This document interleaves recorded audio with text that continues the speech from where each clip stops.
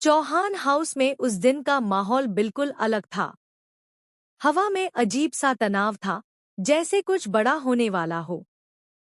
सब लोग हॉल में इकट्ठा थे, लेकिन किसी की हिम्मत नहीं हो रही थी कि खुलकर कुछ बोल सके। चंद्रिका हमेशा की तरह अपने चेहरे पर घमंड और जीत की मुस्कान लिए बैठी थी। उसे लगता था कि इस घर में वही सबसे ताकतवर है, उसकी बात के बिना कोई फैसला नहीं हो सकता। लेकिन उसे बिल्कुल अंदाजा नहीं था कि आज उसका वही घमंड चकनाचूर होने वाला है। प्रभात की आंखों में आज अलग ही आग थी। वह चुप जरूर था, लेकिन उसकी चुप्पी तूफान से पहले की शांति जैसी थी। वासुधा एक कोने में खड़ी सब देख रही थी। उसके दिल की धड़कनें तेज थी।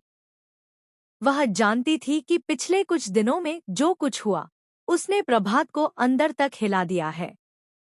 चंद्रिका ने बार बार वासुधा को अपमानित किया, उसके चरित्र पर सवाल उठाए, उसे घर से निकालने की कोशिश की। हर बार वासुधा चुप रही, सिर्फ परिवार की इज्जत के लिए। लेकिन आज बात बहुत आगे बढ़ चुकी थी। चंद्रिका ने फिर से सबके सामने वासुधा को नीचा दिखाने की कोशिश की। उसने तीखी आवाज में कहा कि इस घर की सारी परेशानियों की जड़ वासुधा है। उसने यहाँ तक कह दिया कि वासुधा की वजह से परिवार टूट रहा है। उसके शब्द तीर की तरह थे। हॉल में सन्नाटा छा गया। किसी की हिम्मत नहीं हुई कि उसे रोके। तभी अचानक प्रभात खड़ा हुआ। उसकी कुर्सी के खिसकने की आवाज पूरे हॉल में गूंज गई। सबकी नजरें उसी पर टिक गईं। चंद्रिका ने हल्की सी मुस्कान के साथ उसे देखा, जैसे वह उम्मीद कर रही हो कि प्रभात हमेशा की तरह उसकी बात का समर्थन करेगा। लेकिन अगले ही पल जो हुआ, उसने सबको हैरान कर दिया। प्रभात ने पहली बार खुलकर चंद्रिका का विरोध किया। उसने शांत लेकिन बेहद सख्त आवाज में कहा कि आज तक उसने बहुत सहा है। उसने अपनी माँ की हर गलती को नजरअंदाज किया, सिर्फ इसलिए क्योंकि वह उनका सम्मान करता था। लेकिन अब वह और नहीं सह सकता।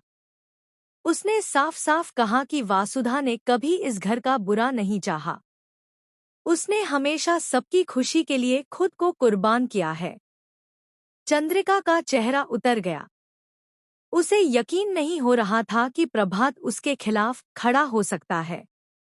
प्रभात ने आगे कहा कि असली समस्या वासुधा नहीं, बल्कि चंद्रिका का घमंड है। उसका दूसरों को छोटा दिखाना, हर फैसले पर अपना हक जमाना और वासुधा को बार बार अपमान।